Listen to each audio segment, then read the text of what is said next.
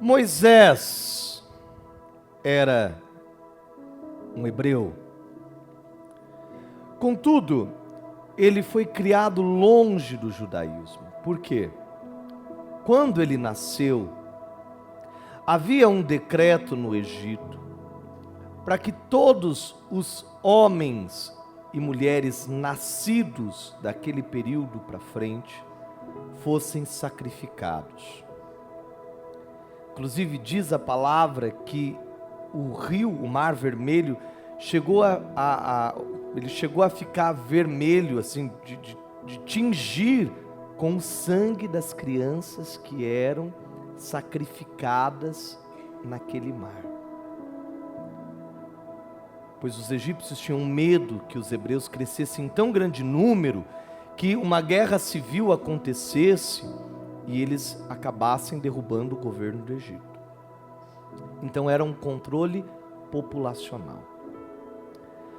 A mãe do Moisés, desesperada porque estava grávida, se escondeu durante toda a gravidez, teve o Moisés, envolveu ele em tecidos como se fosse um egípcio, colocou ele num cesto, uma canastra, não sei exatamente o que, e ela colocou ele no rio. E deixou que naquele rio, aquela criança fosse levada para que alguém encontrasse aquela criança e cuidasse dela. Imagina o sofrimento dessa mãe, não é? Ter que entregar o próprio filho, nem para um desconhecido, ter que pôr num cesto e torcer para alguém encontrar. Porque se alguém pegasse ela com aquela criança ia ser morta, sacrificada. E diz a palavra que a irmã do faraó não podia ter filhos. E ela estava se banhando com algumas amigas, quando ela viu esse cesto vindo pelo rio. E aí vem o nome Moisés. Por quê? Moisés significa presente de Deus. Ela pegou aquela criança e ela disse: os deuses me enviaram o filho que eu não podia ter. E o Moisés cresceu, né? O Moisés se desenvolveu, foi formado todo em uma educação egípcia. Por isso que quando ele foge, se torna um pastor de ovelhas, porque ele não queria saber de Egito, não queria saber da sucessão do trono do Egito, ele não queria saber nada de faraó, nem de deuses, nem de regra, nem de nada. Ele se esconde, ele arruma um outro nome, ele vira um beduíno, começa a cuidar de ovelhas, ele ouve aquela voz vindo da gruta, ele fica intrigado com aquilo. Por quê? A voz chamava ele pelo nome Moisés. Ele não usava mais esse nome. Ele dizia: quem que me conhece? Quem que é essa pessoa que sabe o meu nome? Quem que é essa voz que está me chamando? Será que é alguém do Egito? E ele, desesperado, vai atrás ver aonde vinha a voz, até que ele entra na gruta, e lá estava um arbusto que queimava, mas não se consumia, uma chama azulada, como a do fogão, que não era conhecida, a chama sempre era vermelha, era de combustão, e aquela chama queimava, quer dizer, ele via a chama, mas o arbusto continuava verde. Aquilo intrigou ele. E a voz vinha dali, daquela chama.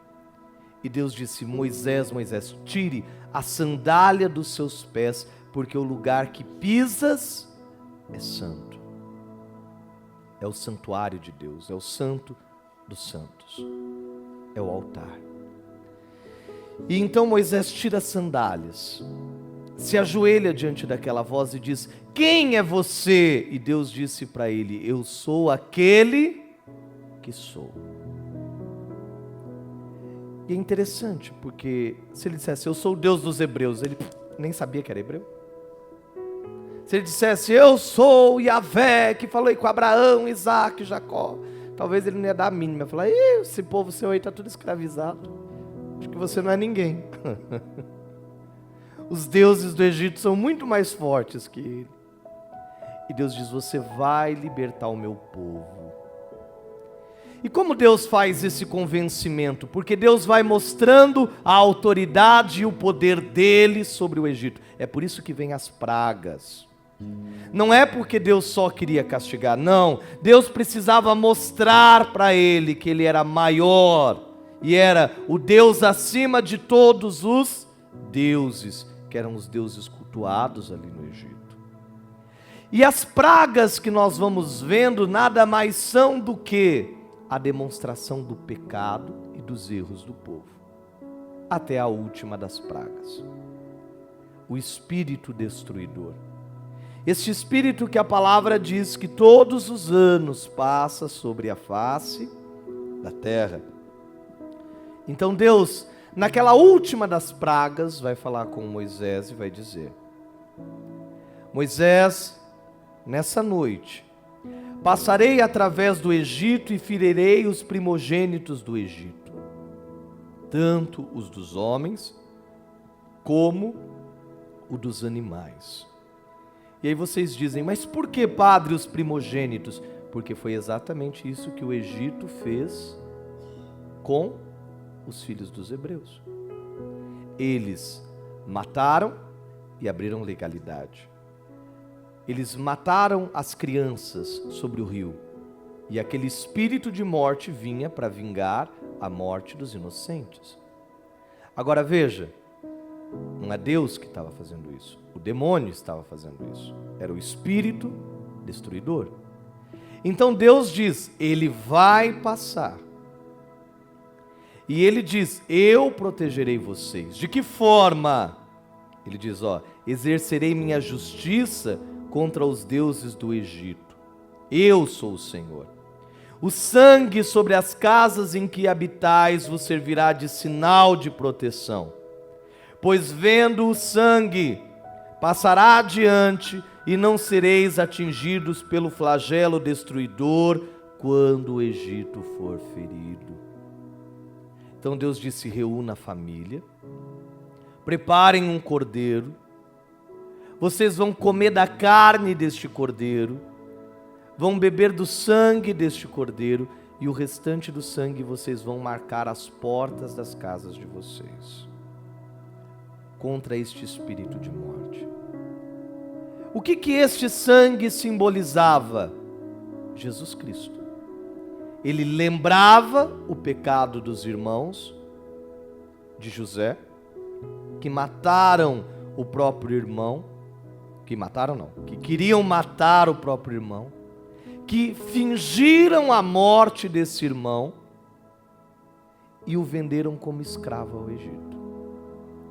Aí eu pergunto: o que eles se tornaram?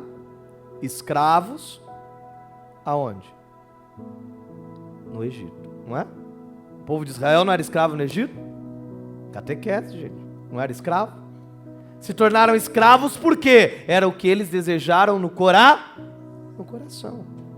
Gente, aquilo que a gente faz, aquilo que a gente planta, a gente colhe.